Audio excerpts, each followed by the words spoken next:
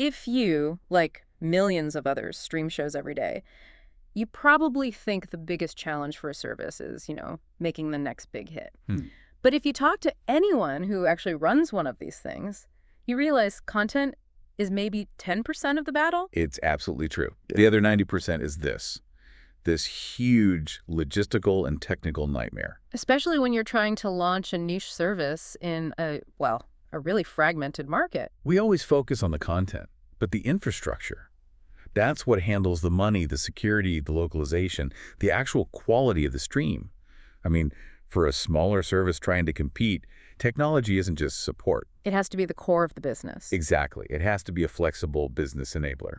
If that foundation is brittle, the whole thing just collapses. Okay, so let's unpack this today. We're going to look through the lens of a genuinely fascinating case study, Pickbox and now W. This is an SVOD day service headquartered in Croatia with a huge, really complex ambition. They wanted to be the main platform for original European productions, but also have Hollywood classics from, the BBC, Lionsgate, ITV. And our deep dive today is really about their playbook. We're analyzing how Pickbox managed to get into such a diverse, fragmented market, the Adria-region. And they did it by finding a tech partner that could handle, a massive amount of content, really deep localization needs. And this is the critical part, a monetization model that is not standard at all. A partnership-based model. And they had to do it all without, sinking a year and millions of dollars into custom development. And what makes this story so relevant is the scale they hit. Pickbox NW is already a key player in Europe, over 50,000 app downloads. But here's the kicker, the statistic you have to remember. A huge chunk of their revenue doesn't come from you or me signing up directly every month. It comes from a really sophisticated partnership voucher system. Distributed through major regional telecom operators. Right. Which, that hybrid approach, it just fundamentally changes the whole conversation about revenue. It does. It completely shifts the dynamic from, pure direct-to-consumer marketing spend to just leveraging distribution channels that are already there. So let's start with the ambition of the founder, Sanja Božić-Ljubičić. Her goal wasn't just to sell subscriptions in Croatia. No, it was much bigger. It was about monetizing that entire legacy of high-quality European content across all of Southeast Europe. Which meant launching in 7 distinct countries pretty much simultaneously. And that's where the complexity just starts to stack up, right? Yeah. When we talk about the Adria-region, we're looking at Croatia, Serbia, Slovenia, North Macedonia, Bosnia and Herzegovina, Montenegro, and Bulgaria. So 7 countries. 7 distinct national markets. You're dealing with different languages, completely different economic situations, and, crucially, unique local banking and payment preferences. Right. It's not like launching in the US or the UK where it's, mostly homogenous. You can't just have one pricing strategy or one language for the UI and expect it to work. Exactly. And on top of that fragmentation, they weren't launching some tiny little catalog. The sources say Pickbox had rights to over 2,000 movies and series. Oh. And when you're handling content from major studios, your platform has to be professionally secure and scalable from day one. Otherwise, the rights holders just won't work with you. This is where we need to spend some time because that market fragmentation creates these unique hurdles, right? Most tech solutions built for Western markets would just hit a wall here. Why is it so complicated in this region? It really comes down to trust and infrastructure. In a mature market, you see a Facebook ad, click a link, put in your Visa details, and you're subscribed. Sure.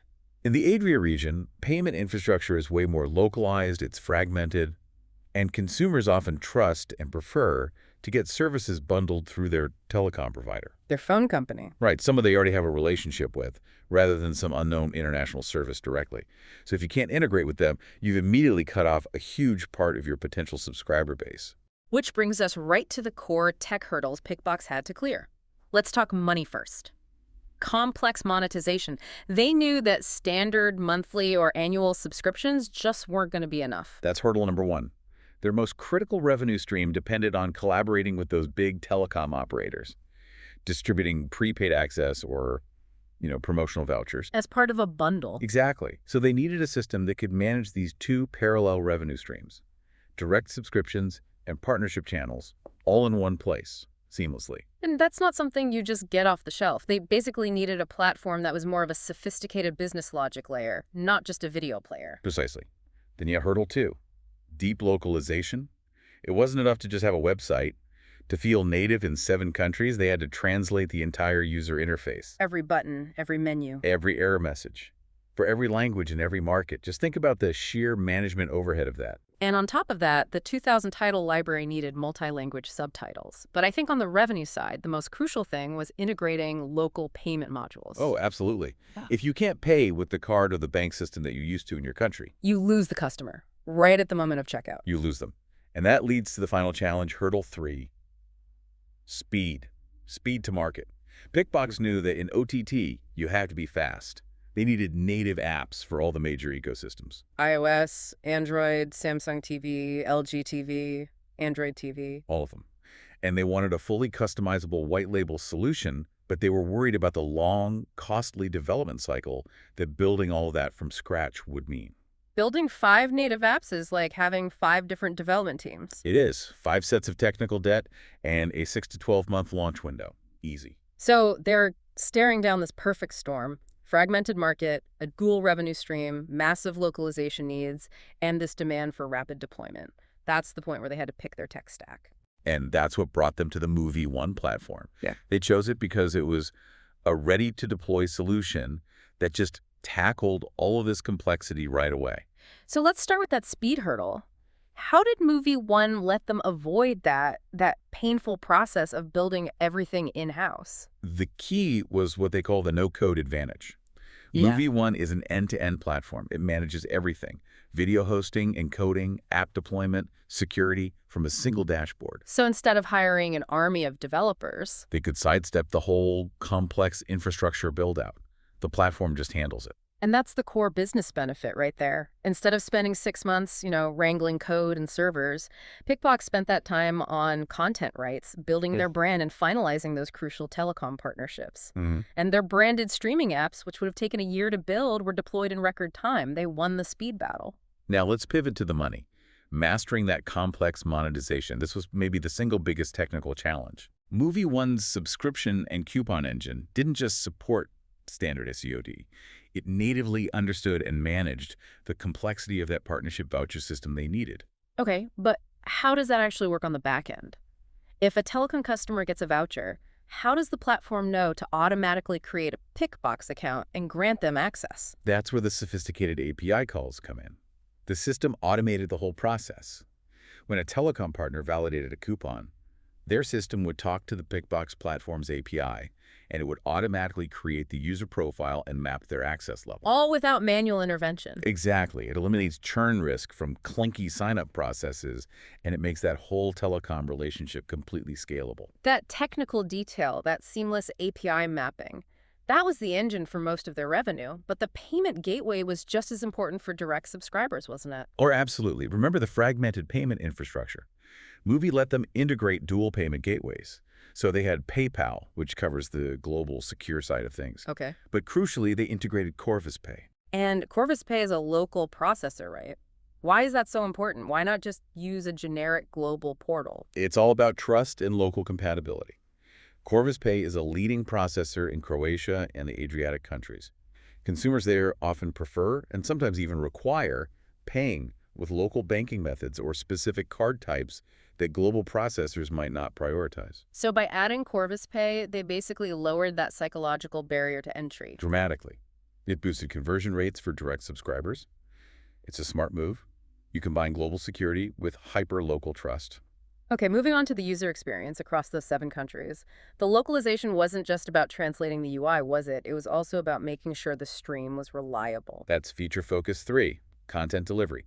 Pickbox used Muvi One's localization features, which included geo-translation. It automatically translates the whole UI based on where the user is. That's pretty cool. And they used an AI subtitle generator and translator to make sure that huge library had accurate regional language support. And since internet speeds can vary so wildly across 7 different countries, the stream quality has to be resilient. Precisely. Their backbone is built on AWS, so you get high uptime, scalability, no limits. For delivery, they use Global CDN's AWS CloudFront to deliver low-latency streams from the nearest server. And I'm guessing they use adaptive bitrate. Of course, it dynamically adjusts the video quality based on the user's internet speed, so you get a buffer-free, seamless experience whether you're on fast fiber in the city or slower mobile data somewhere more remote. That's what keeps people subscribed. And finally, let's touch on security. I mean, when you're licensing content from major studios, anti-piracy is an optional. It's a contractual mandate. Muvi One provided a whole suite of enterprise-grade solutions. You have multi-DRM to encrypt the video, forensic watermarking to trace any illegal copy. Screen recording prohibitions. Right. And for the mobile apps themselves, they used RASP. RASP. Okay, that's one of those acronyms that sounds intense. What does it actually do for the average user? It stands for Runtime Application Self-Protection. It basically means the app can defend itself in real time. If it detects someone trying to tamper with the code or run it in an unsecured environment or launch a cyber attack, the app can self-correct or even shut down. So it protects the content right on the user's device, which is where pirates usually attack. Exactly. It's crucial for high-value licensed content. And since the whole system was white label, Pickbox could make sure that even with all that complexity underneath, the user experience was polished.